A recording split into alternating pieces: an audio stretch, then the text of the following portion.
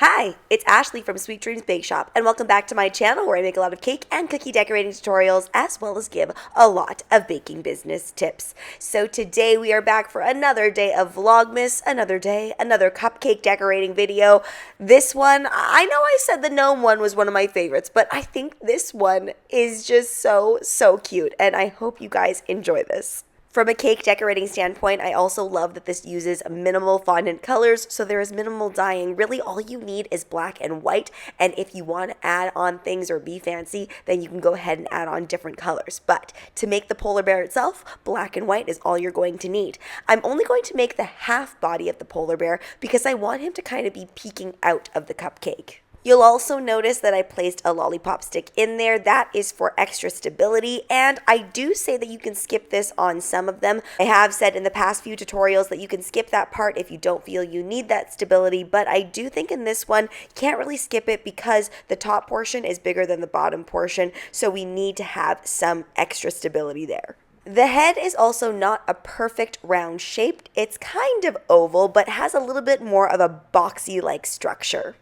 That's just a creative choice, though. You could easily make the polar bear's head more rounded. The next thing I'm adding on is the polar bear's eyebrows. I know this kind of looks like his eyes and like they're closed or something like that, especially when I put the nose on later, but those are just his eyebrows, and I'm placing them quite high up on the head, because I'm all about the cuteness factor this holiday season. And then I'm going to place on his nose using a little bit of black fondant. And by the way, I am attaching all of the fondant today with just a little bit of water. If you were making this on a cake, you could easily steam as you go along and place these on. When you're making something smaller like this, a little dab of well-placed water is much better.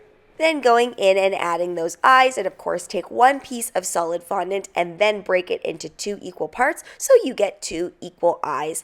And again, we need that little glint on there, although I will say that he looks cute without the glint as well. I've tried my hardest throughout these tutorials not to use too many cake tools. I want to make sure that these are very accessible to you. So if you don't have all those fancy cake tools, you really don't need to use them. You can use a toothpick or your fingers.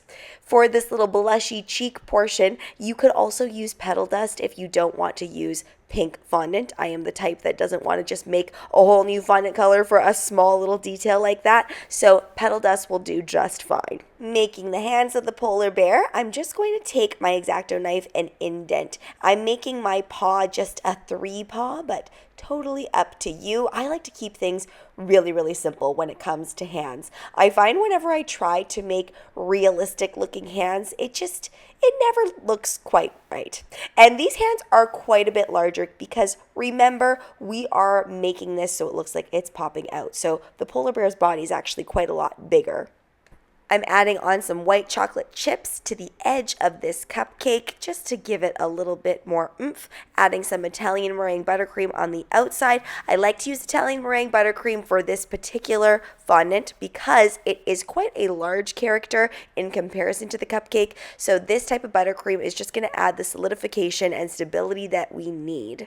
I want to make it look like the polar bear is in water or in ice, so in order to do that, I just added a little bit of colorant directly into the piping bag, not actually into the buttercream itself, so there's just a hint of that color. And of course, adding on some blue edible glitter here, which just brightens the entire cupcake up. It also adds in that little bit of color since our polar bear is mainly white with a little hint of pink. You might have heard that you should not refrigerate fondant. In this instance, it is going to be totally fine. You can place these cupcakes in the refrigerator for however long your cupcakes generally stay fresh for.